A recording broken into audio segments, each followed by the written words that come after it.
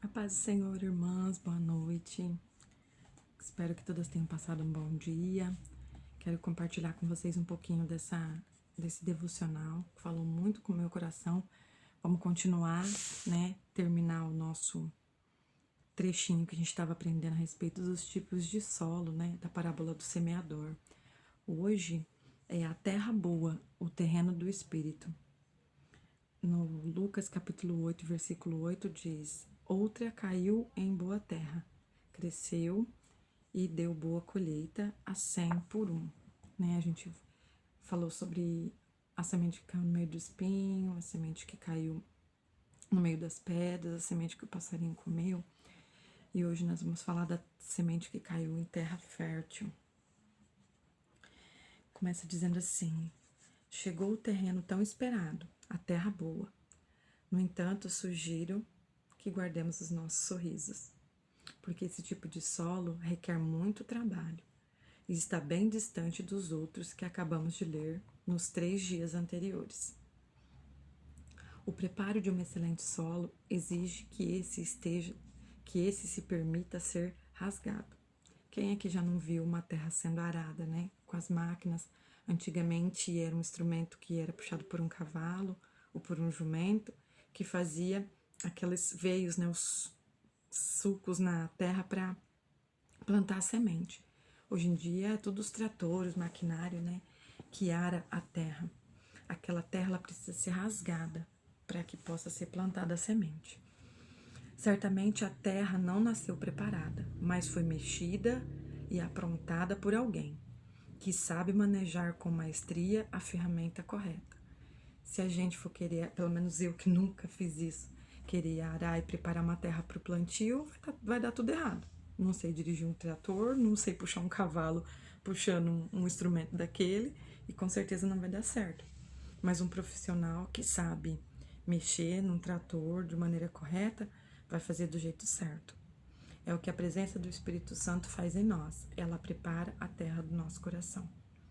Quando nós aceitamos que o Senhor venha trabalhar nas nossas vidas, é necessário a gente entender que a gente precisa dar carta branca para que Ele possa mexer em todas as coisas que forem necessárias.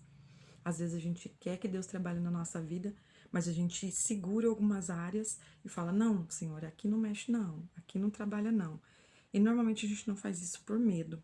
Medo que isso vai doer, medo que isso vai trazer lembranças ruins à tona, medo que as feridas do nosso passado venham à tona, mas é necessário para que Deus venha trabalhar nas nossas vidas.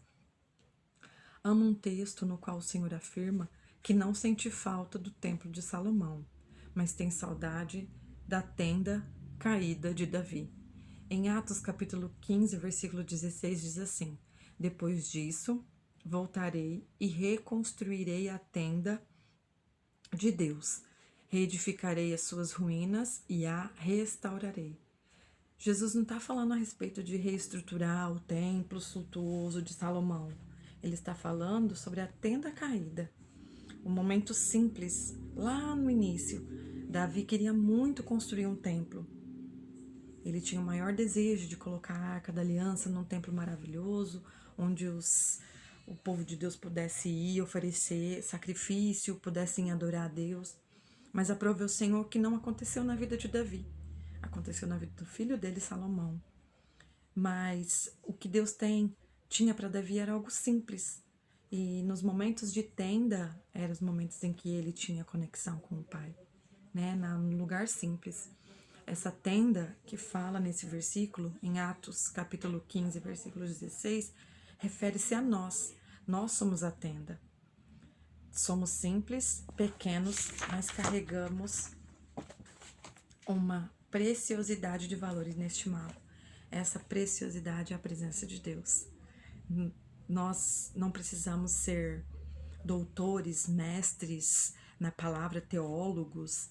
Nós não precisamos ser pessoas que roda, que gira, que profetiza, para demonstrarmos que somos templo e morada do Altíssimo. O Espírito Santo, ele habita em nós, mesmo na simplicidade, mesmo na humildade, Eu mesmo que estou falando aqui nessa noite, me sinto a mais improvável que pode existir, mas o Senhor, pela infinita misericórdia dele, Tenho usado a minha vida como instrumento para alcançar outras pessoas, para curar outras pessoas. E eu creio que mais e mais o Senhor tem para fazer na minha vida, mais e mais. Deus é especialista em guardar tesouros em vasos de barro. Não, quando fala sobre vasos de barro, somos nós. O barro que é moldado nas mãos do oleiro, o vaso que às vezes quebra e é refeito, às vezes está com um trincado aqui, outro ali, o Senhor quebra e faz de novo. E quando o Senhor fala isso na palavra, Ele fala que nós somos o vaso de barro e o tesouro está dentro desse vaso, para que a excelência não seja do vaso, mas sim do conteúdo que está dentro dele. O tesouro é a presença de Deus. Essa sim tem valor, essa sim é importante, essa é necessária para as nossas vidas. Foi essa também a experiência que o jumentinho teve quando entrou em Jerusalém, com Jesus montado sobre ele. Ali a honra e a glória não era para o jumentinho. A honra era para Jesus, aquele que estava montado sobre ele. O jumentinho poderia ser até uma cabrita. Poderia ter sido uma cabrita, poderia ter sido um cavalo, poderia ter sido uma vaca, independente do animal. Ou Jesus simplesmente poderia ter entrado a pé. Os aplausos e os gritos de Hosana não eram para o jumentinho. Era para aquele que estava sendo transportado. E quando eu li esse trecho, eu pensei, meu Deus, eu sou o jumentinho. Eu sou esse jumentinho. Não sou nada, não sou ninguém, não tenho importância alguma. Mas eu acredito que aquele que eu carrego dentro de mim é para ele toda a honra, toda a glória e toda a adoração. E quando nós estamos com o nosso terreno do nosso coração limpo, preparado por ele, a semente que é plantada em nós, ela frutifica, ela gera sementes, ela gera frutos e ela vai frutificar na vida das outras pessoas também. Mas para isso é necessário que nós se deixemos ser trabalhados, arados e preparados pelo Senhor. Não se trata de quem somos, do material do qual somos feitas, até porque a nossa composição é barro.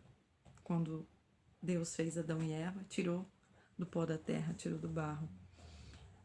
E sim de quem está dentro de nós. A terra boa guarda certa semelhança com essa imagem, pois também recebe um conteúdo divino, a semente, e a semente fala da presença. Antes, porém, de iniciar o processo, o Espírito Santo geralmente nos faz passar por uma entrevista interessante. E eu vou ler essas 4 perguntas bem pausadamente, e eu quero que você responda aí, amada irmã, dentro do seu coração. O Senhor vai perguntar para você: posso trabalhar em você? Pensa aí, qual será essa resposta? Que nível de renúncia você está disposta a fazer? Porque abrir mão de coisas que nós pensamos ser importantes é muito difícil. Posso ofender a sua mente para atingir o seu coração? Será que ele pode confrontar-nos com as verdades que às vezes dói? E ele vai, às vezes, bugar a nossa mente pensando, meu Deus, como isso está acontecendo? Por que isso está acontecendo? Mas para isso, para atingir o nosso coração, é preciso ofender a nossa mente. Você me permite entrar e colocar em ordem aí dentro? Eu já falei sobre isso, já usei esse exemplo outras vezes e eu gosto muito de usar esse exemplo. Quando nós vamos alugar uma casa, morar numa casa nova, a gente vai lá ver a casa. E às vezes o antigo inquilino deixou tudo bagunçado, deixou tudo sujo. A gente não vai mudar para essa casa dessa maneira que tá. A gente quer tirar esse entulho, pede um disco caçamba, joga essa bagunça na caçamba. Aí a gente traz vassoura, rodo, a mangueira, vai lavar essa casa, vai limpar, vai jogar um desinfetante, vai deixar ela toda aberta para entrar ar, vai deixar limpinha e preparadinha para a gente morar. Assim também é o Espírito Santo em nossos corações. É necessário que ele esteja limpo e preparado. E aí, nós estamos prontos para as respostas dessas 4 perguntas? Digo isso porque se você permitir o arado, passará no solo do seu coração. E depois não adianta reclamar que não foi avisado. O arado é aquela bendita ferramenta com garras que abre os sulcos na terra a fim de prepará-la para ser cultivada e receber a semente. Depois que aquele trator, que aquele arado passa, não tem mais o que fazer. Mesmo que venha outros maquinário, aquela terra já foi rasgada. Pode cobrir o buraco por cima, mas por baixo aquele solo vai estar rasgado. Vai estar já a terra revirada, fofadinha, né? Que a terra precisa estar solta para plantar a semente. Não sei se você já viu um terreno cultivado. A gente sempre se depara com terrenos aqui na nossa região por causa dos canaviais, né? Normalmente a gente passa por essas estradas aqui e vê aqueles terrenos, terra longe, bastante terra arada, aquela terra vermelhinha. É tão bonito, eu pelo menos fico encantada, acho tão lindo. E eu sempre fico impressionada com isso, né? Eu acho muito lindo. Isso nos faz pensar que a terra boa também é um ambiente organizado. Pode ver que fica aquelas linhas tudo certinha, parece que foi feita a régua, né? É tão lindo de se ver, pois Deus age com o intuito de estabelecer a ordem. Ele coloca tudo no lugar. O que está quebrado, ele conserta. O que está inviável, que não presta mais, ele vai jogar fora. O que está sujo, ele vai limpar. Então, toda essa reorganização dentro de nós, primeiro ela vai doer, para depois ela ter efeito. Antes de realizar o milagre da multiplicação dos pães e peixes, por exemplo, Jesus pediu para que a multidão se agrupasse em grupinhos de 50 e de 100. Havia mais de 5.000 pessoas naquele lugar. Será que se todo mundo tivesse no vucu-vucu, todo mundo amontoado, não ia ter como distribuir? Ia distribuir para uns, para os outros não, ia dar para os mesmos de novo, e ia ser maior confusão. Então Jesus pediu para que se sentassem em grupos de 50 e 100, para que fosse fácil para os discípulos distribuir os alimentos. Igualmente, alguns milagres só terão espaço para acontecer em nós se permitirmos que Deus organize o nosso interior. E de novo eu digo, não vai ser fácil. Tem muitas pessoas que vêm para Jesus, tem muitas pessoas que voltam para Jesus, tem muitas pessoas que decidem ter um novo encontro com Ele, começar de novo, escrever uma nova história, virar uma página. E para tudo isso não vai ser fácil. É necessário abrir mão de muito daquilo que nós, às vezes, seguramos forte. Por fim, a terra boa, após passar pelo processo do arado, recebe a semente de forma sistematizada e ordenada. Se amontoar muita semente por cima, não vai nascer. Se pôr uma só, corre o risco de não nascer. Então, cada semente, cada espécie de semente tem que ser plantada de uma maneira ordenada, uma quantidade certa, em locais certos, né? E assim também é na nossa vida. O resultado vai ser surpreendente. Então, a maneira que Deus vai trabalhar na minha vida, não é a maneira que Deus vai trabalhar na vida da irmã que está escutando nessa noite, na vida de cada uma de nós. O Senhor trabalha de maneira exclusiva e especial. Tal disposição também flui da Trindade, que apesar de ser criativa, age sempre pautada pela ordenação de coisas. Deus, Pai, Jesus, o Espírito Santo, Deus Filho, Deus Espírito Santo, ele age de maneira ordenada. Ele não é bagunçado, ele não é mal educado. A Trindade, ela trabalha na nossa vida certinho, cada um na área correta, na maneira correta e no tempo certo. São eles que organizam os nossos sentimentos e pensamentos e trazem equilíbrio à nossa natureza. Eles também estabelecem justiça e verdade em nossas vidas, colocam ordem em nosso interior e nos alinham ao prumo do céu. A gente é colocado no prumo. Para construir uma parede, o pedreiro vem, coloca o prumo, coloca a linha tudinho. Porque se aquela parede subir fora do prumo, vai chegar a uma certa altura, ela vai cair. Não vai sustentar o telhado, não vai sustentar as venezianas que vão ser colocadas, as janelas. Então é necessário o prumo e assim também o Senhor é com a gente. Nós precisamos estar alinhados com o céu. Nós precisamos estar de acordo com a vontade de Deus para as nossas vidas. É necessário que o Espírito Santo trabalha em nós, mas para isso o nosso coração precisa estar alinhado com o céu. Não se trata de mérito. Isso é o que chamamos de graça. Graça de Deus.